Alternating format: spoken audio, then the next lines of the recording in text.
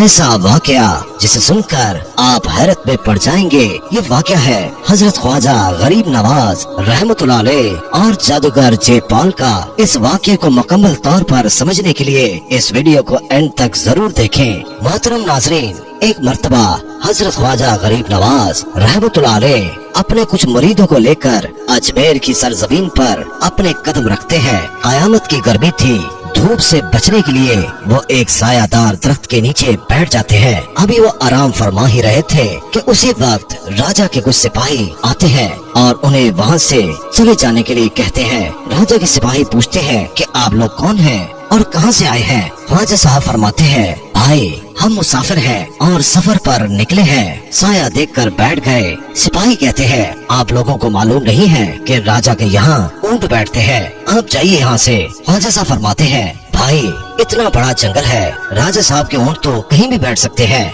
सिपाही कहते हैं, ऐसा नहीं हो सकता, आप लोग यहाँ से चले जाइए, राजा के ऊंट यहीं बैठेंगे तो यहीं बैठेंगे। सुना आपने? ख्वाजा साहब फरमाते हैं, भाई अब यहाँ पर राजा के ऊंट ही बैठेंगे। सिपाहियों की बातें सुनकर ख्वाजा साहब अपने साथियों के साथ वहाँ से चले जाते हैं और दूसरी जगह पर रात गुजारते हैं। जब सुबह होती है तो सिपाही देखते हैं कि सारे ऊंट जमीन से चिपक गए हैं, वो उठ नहीं पा रहे। सिपाही हैरतज़दा होकर राजा के पास जाते हैं और राजा से सारा वाकया बयान करते हैं। राजा कहता है, क्या हुआ तुम्हें, इतने घबराए हुए क्यों हो? वो सिपाही कहते हैं, महाराज हमारे ऊंट धरती से चिपक गए हैं। महाराज कहता है, ऐसा कैसे हो सकता है? सिपाही कहते हैं, महाराज हमें तो लगता है जिन फकीरों को हमने वहाँ से उठाया था ये सब उन्हीं की करामात है। राजा कहता है, शायद तुम ठीक कहते हो, वो सच्चे फकीर थे, जाओ ढूंढो उन्हें और उनसे माफी मांगो। सिपाही कहते हैं, जो आ गया महाराज। राजा के सिपाही उन्हें तलाश करते हैं। एक जगह ख्वाजा साहब आराम फरमाते हुए सिपाहियों को नजर आते हैं। सिपाही उनके पास पहुंचते हैं। ख्वाजा साहब उन्हें बैठने का हुक्म देते हैं। सिपाही जब बैठते हैं तो वो भी जमीन से चिपक जाते हैं और उठ नहीं पाते।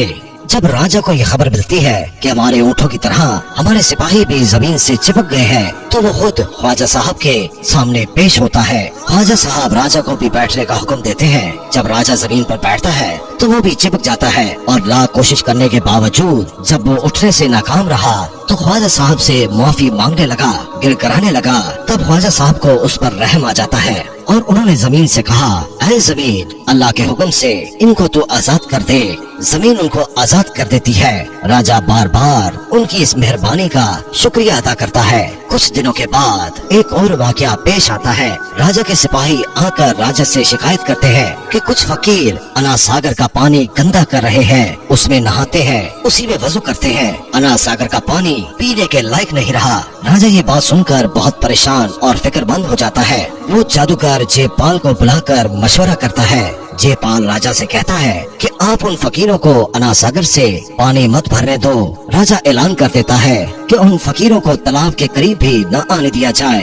ख्वाजा साहब अपने मुरीद को कहते हैं कि जाओ और इस कासे में तालाब से पानी भर लाओ। मुरीद कासा लेकर तालाब पर पहुंचता है। राजा के सिपाही उसे पानी लेने से मना कर देते हैं। वो मुरीद कहता है, ऐ भाई हमें एक कासा पानी भरने दो। सिपाही कहते हैं कि राजा साहब का हुक्म है कि अनास सागर से पानी नहीं भरने दिया जाएगा।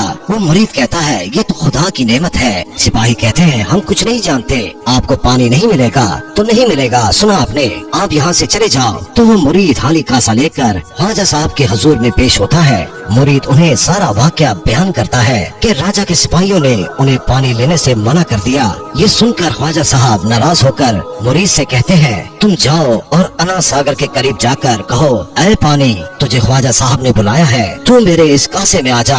मुरीद कासा लेकर दोबारा अनास सागर के करीब आ जाता है और पानी को ख्वाजा साहब का पैगाम देता है। पानी खुद बखुद उस कासे में आ जाता है। तालाब सूख जाता है, एक बूंद पानी भी नहीं बचता। जब वहाँ पर पानी लेने के लिए वहाँ के लोग पहुँचते हैं तो परेशान हो जाते हैं कि अनास सागर का पानी कहाँ गायब हो गया, यहाँ तो सब कुछ सूख चुका है। तो वो परेशानी के आलम में राजा के पास पहुँचते हैं और फरियाद करते हैं कि महाराज अनर्थ हो गया, अनास सागर का सारा पानी सूख गया, एक बूंद पानी नहीं बचा। राजा उनसे कहता है, क्या बक रहे हो, इतना पानी कैसे सूख सकता है? लोग कहते हैं, हाँ महाराज हम पानी भरने गए थे मगर हमने देखा कि पूरा तालाब सूख चुका है, सिपाही राजा से कहते हैं, महाराज एक फकीर आया था, हमने उसे पानी नहीं भरने दिया, फिर वो दोबारा आ गया तो तालाब का सारा पानी खुद ब खुद उसके कासे में आ गया। राजा कहता है, ये सब हमारी ही गलतियों का नतीजा है, हमने उन फकीरों को पानी नहीं लेने दिया, इसलिए ये सब हुआ। चलो हम सब मिलकर उनसे माफी मांगते हैं, वो बड़े दयालु हैं, हमें माफ कर देंगे। जब वहाँ के लोग ख्वाजा साहब के पास पहुँचते हैं तो माफी मांगते हैं और कहते हैं कि बाबा जी हमें माफ कर दें, हमसे दोबारा ऐसी गलती नहीं होगी। ख्वाजा साहब कहते हैं कि हम तालाब का पानी वापस कर देते हैं, क्योंकि पानी पर सबका हक है। राजा हैरान और परेशान हो जाता है और राजा जयपाल जादूगर का सहारा लेने पर मजबूर हो जाता है और सिपाहियों से कहता है कि जयपाल को दरबार में पेश किया जाए। जब जादूगर जयपाल दरबार में हाजिर होता है और कहता है, मेरा नाम है जादूगर जयपाल, बताइए मुझे कैसे याद किया। राजा उनसे कहता है, कुछ दिनों से चमत्कारी फकीरों ने हमारे राज में आतंक मचा रखा है। जयपाल कहता है, फकीरों ने, क्या मजाक कर रहे हो तुम। राजा जयपाल से कहता है, हम सच कह रहे हैं जयपाल, हम उन फकीरों के आगे हार मान चुके हैं। कभी तालाब का पानी सुखा देते हैं तो कभी ऊंट चिपका देते हैं, हम उनसे हार चुके हैं जयपाल। जयपाल कहता है, राजा आप हमसे क्या चाहते हैं। राजा कहता है, जयपाल हम चाहते हैं कि तुम अपने जादू के बल से उन फकीरों को अजमेर से भगा दो। जयपाल कहता है, फकीरों अब मुझसे बचो। जयपाल ख्वाजा साहब को लड़ने के लिए ललकारता है। ख्वाजा साहब अपने साथियों से कहते हैं कि तुम सभी इस गोल दायरे के अंदर आ जाओ, हर मुसीबत से महफूज रहोगे। ख्वाजा साहब जयपाल से कहते हैं कि हम तुम्हें जादुई जोर आजमाई का पूरा मौका देते हैं, तू जी भर के जोर आजमा ले। जयपाल कहता है, मेरा नाम है जयपाल, मेरा नाम है जयपाल, मेरा नाम है जयपाल। जब जयपाल ने सारे हथियार आजमा लिए तो हैरान और परेशान होकर तो आसमान में उड़ जाता है। उधर ख्वाजा साहब अपने जूतों को हुक्म देते हैं कि जाओ उस जादूगर को लेकर आओ और मेरे हुजूर पेश करो। ख्वाजा साहब के जूते जाते हैं और जयपाल को पीटते हुए और मारते हुए ख्वाजा साहब के सामने पेश करते हैं। जयपाल ख्वाजा साहब से कहता है, माफ कर दो मुझे बाबा, मुझे माफ कर दो। जयपाल हार मान चुका था, वो ख्वाजा साहब से माफी मांगता है और खुद को इस्लाम में शामिल कर लेने के लिए ख्वाजा साहब से इल्तिजा करता है। ख्वाजा साहब उसे माफ कर देते हैं और इस्लाम में दाखिल कर लेते हैं। ख्वाजा साहब ने जयपाल का नाम अब्दुल्ला बियाबानी रखा और उसे अपना मुरीद बना